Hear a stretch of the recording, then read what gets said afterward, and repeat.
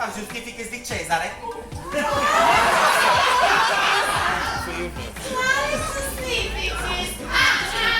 E dopo i giornali di stazione. No, nel lettone di Giorgio. Ma non ero lì, ormai è pari a Savarandù. Ma io non considerate da servizi sociali e per sposi di carrozzelle da come non solevi quelle che frutali! Invece di quelle sono da sorelle su queste. Disgrazi! Dal fronte non sapete neanche comunque a fare la verdade! Disgrazi! Puttanismo!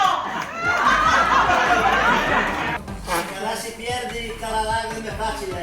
Se dice che tu vai al supermercato perché avevi infinito. Io. Mi pare di fare la verdade! Che mi mandai una po' per te! Sempre Io non sono sposata. Io sono state sposate. 50.